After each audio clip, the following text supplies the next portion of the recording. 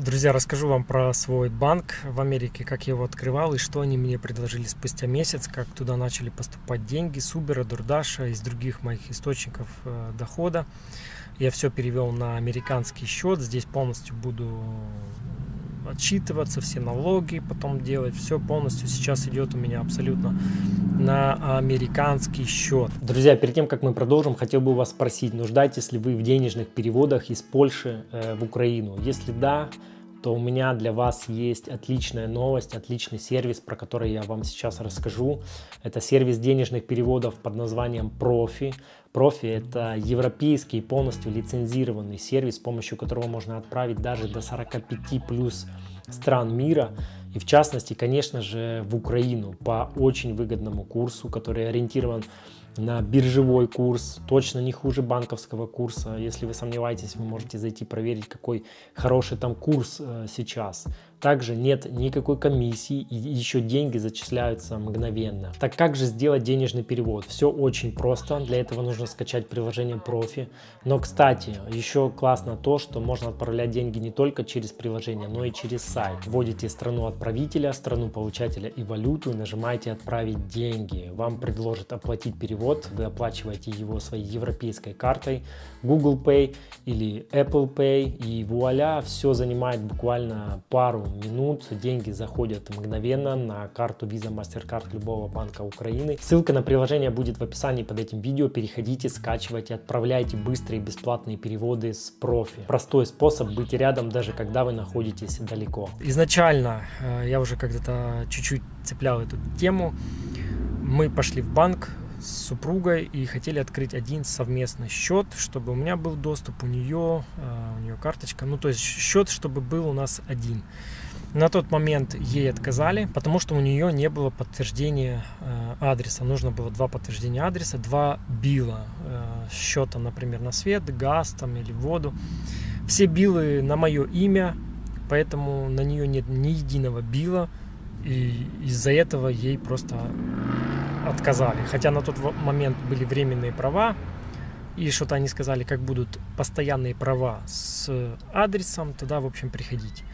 Тогда открыли счет только на меня, дали дебетовую карточку. На месте я еще спросил, можно ли мне сделать кредитную карту, но подразумевая, что там ложат 200-300 долларов своих, юзают и показывают им, что ты добропорядочный и можешь хорошо отдавать кредитные деньги, и тогда они дают свои деньги.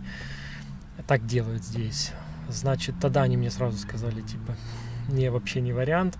Проорали с меня и сказали, типа, пользуйся, там, работай, а позже будет видно. После этого я еще открывал счет в Кастко. Там у них тоже есть свой банк, Ситибанк, который также дает кредитную карту для покупок в Костко, на заправках, не только, как бы кредитная карта. Там я заполнил заявку, чтобы строить как бы свою кредитную историю. Вы же понимаете, мне же нужно здесь дом брать, там машины и так далее. Все же в кредит.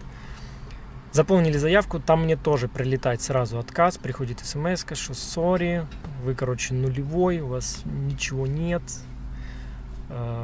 пустой как бубен, никакой истории, поэтому никаких доходов, ничего, поэтому вам отказано. Все, я как бы не сильно горел желанием, но просто хотелось с самого начала уже строить кредитную историю, там типа это. Все, начал пользоваться дебетовой карточкой. Начали приходить мне поступления на американский счет. Примерно месяц это было. И потом уже, когда жена получила driver license постоянно, она уже их получила давно, мы уже здесь больше 3 или 3,5 месяцев живем. Мы не ездили в банк, как-то не было времени. Я все время работаю. А потом решили поехать в банк. Думаем, добавим уже ее на мой счет. Закажем ей дебетовую карточку и спрошу себе за кредитную карточку. Когда уже у тебя есть driver license с адресом, тогда уже билл как бы не нужен. Единственное, что попросили второй документ, удостоверяющий личность, то есть 2 документа, и с этим ее уже добавили вообще без проблем ко мне.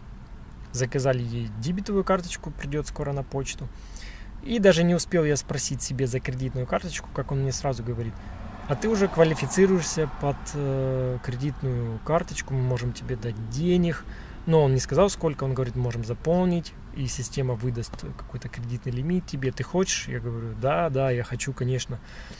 И он с радостью обрадовался, что он может мне помочь в этом. Начал заполнять. И сразу система выдает мне approve, сразу, на $1800. Но перед этим, когда он заполнял, я еще думаю, какую кредитную карточку он мне хочет дать. Свои деньги, типа банка деньги, или типа мои положить, $200-300. Как вот, знаете, люди вложат и потом пользуются.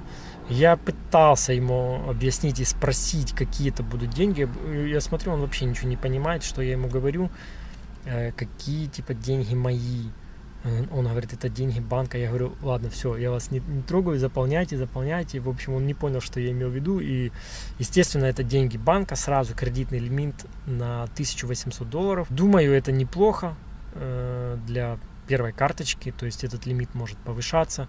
Это 1,5% кэшбэка на все товары, насколько я понял. И он обрадовался, типа поздравил меня. То ли это просто такая культура, то ли не всем открывают. В общем, он типа поздравляю, тебе открыли кредитную карту, типа $1800.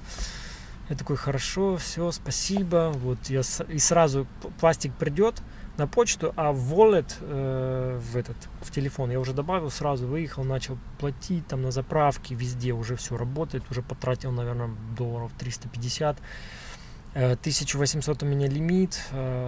Говорят местные знатоки, что нужно тратить 30%, не больше, потом возвращать. Но на самом деле я не знаю, я не уверен, и я думаю, никто до конца не знает, как и сколько нужно тратить от лимита процентов, чтобы ты был, как сказать, кредитоспособный, что ли, чтобы рос твой рейтинг, кредитный скор. То есть пока у меня не виднеется кредитный скор никакой, я там в банковском приложении есть опция посмотреть, пока у меня там что-то непонятно горит, 0% или 0 баллов, типа pending, короче, позже нужно будет смотреть свой кредитный скор. Посмотрим, что дает кредитная карта, какие возможности. То есть это абсолютно другие кредиты. Ну как, принцип такой же, но система здесь работает, я думаю, немного по-другому, чем в Европе или где-либо. Когда ты строишь свою кредитную историю, то у тебя открывается, у тебя хорошая кредитная история, у тебя открывается много дверей и возможностей финансовых, как для себя, для потребительских, как для бизнеса, может, какие-то деньги или машину, может, новую буду брать. Поэтому, друзья, Америка поверила в меня, верила мне кредитные деньги, которые я могу пользовать теперь, ни в чем себе не отказывать. Вот, и как-то так.